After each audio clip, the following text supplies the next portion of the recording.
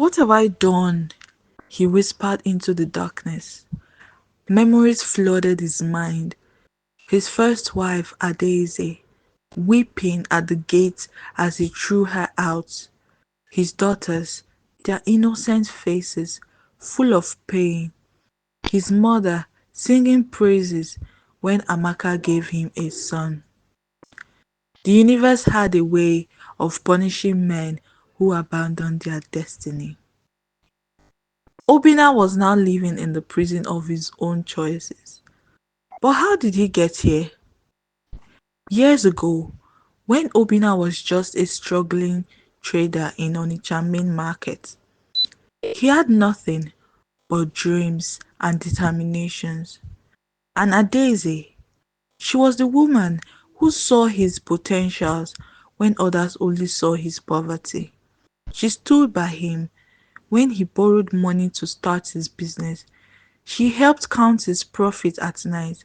She wiped his tears when things went wrong. She gave him daughters, three beautiful girls who adored their father. But in Igbo land, daughters were not enough. A man without a son has no legacy. Mama Eze, his mother, constantly reminded him. At first, Obinna ignored her, but as his wealth grew, the whispers began. His friends joked about it. Obinna, you're making money, oh, but who will inherit it? Your daughters will marry and take everything to their husbands. A real man leaves a son behind. Then Amaka entered his life. She was young, fresh, and full of energy, unlike Adaeze, who spent her time praying and managing their home.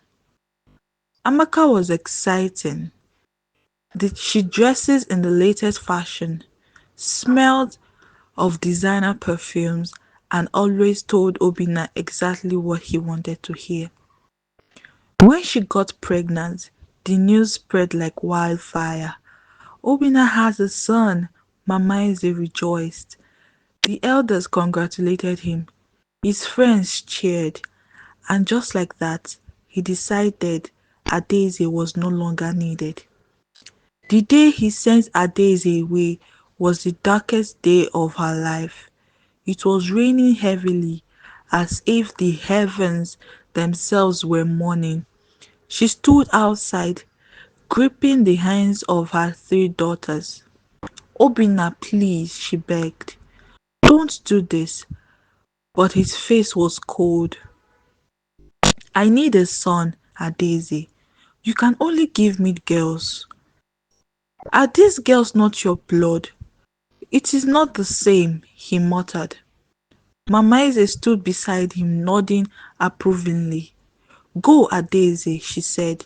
Your time here is over. With nowhere to go, Adaeze moved back to her father's small house in the village. She had no money, no help, just her three daughters, and her faith. She vowed that one day Obinna would regret this decision, and the universe was listening. Life with Amaka was everything Obinna had dreamt of at first. She was playful, seductive, and always laughing. She called him Daddy Zaddy and made him feel like a king. Their son, Chukwuebuka, became the center of his world. My son will be a great man, he often said. He will take over my business empire. But as the months turned into years, cracks began to show. Amaka spent money recklessly. She threw wild parties. She demanded vacations. Obinna, we are rich people. Why should we live like villagers?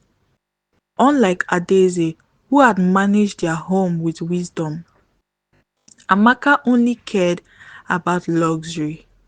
And then his business began to suffer. A bad investment, a lost contract, a deal gone wrong. Obinna started to struggle financially, and Amaka started changing. She became distant. She no longer called him Daddy Zaddy. She stopped laughing at his jokes. Then one night, he overheard her on the phone. Maxwell, I'm tired of this. Obina is broke. I can't keep doing this. Obina's blood ran cold. Maxwell? Who is Maxwell? Something told him to check her drawer. He found a hidden envelope. Inside was a DNA test. His hands shook as he read the words. Paternity test result 0.00% probability of relationship. Chukwuebuka was not his son. He staggered back, his mind racing. The boy he sacrificed everything for was another man's child. The woman he betrayed his family for had been lying to him all along. Amaka! She woke up startled. Who is Maxwell? Her face turned pale. Obina, I can explain. Explain what? That I threw my real family away for a lie? She remained silent. Then in a voice barely above a whisper, she confessed, Maxwell was my first love. You were just the richer option. Obina collapsed on the floor. Everything he had worked for destroyed, all because of one foolish decision. Mama Eze wailed when she heard the news. I destroyed my son's life, she cried. I had pressured him into leaving a good woman for a snake. Now he had no wife, no wealth, no son. Desperate, Obina returned to Adeze's village.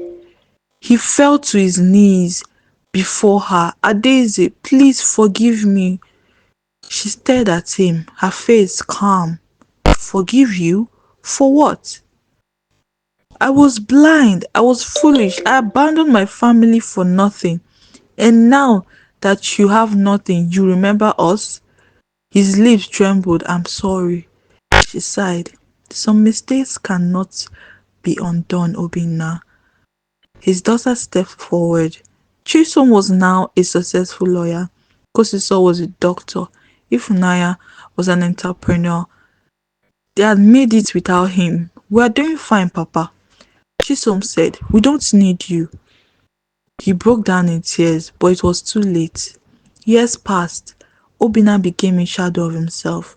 He lived in regret, watching from afar as his daughters he rejected became powerful women.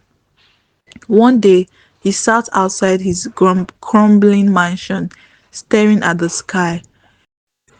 A wise elder approached him and shook his head. A man who throws away gold while chasing shadows will one day wake up in darkness. Obinna let out a bitter laugh.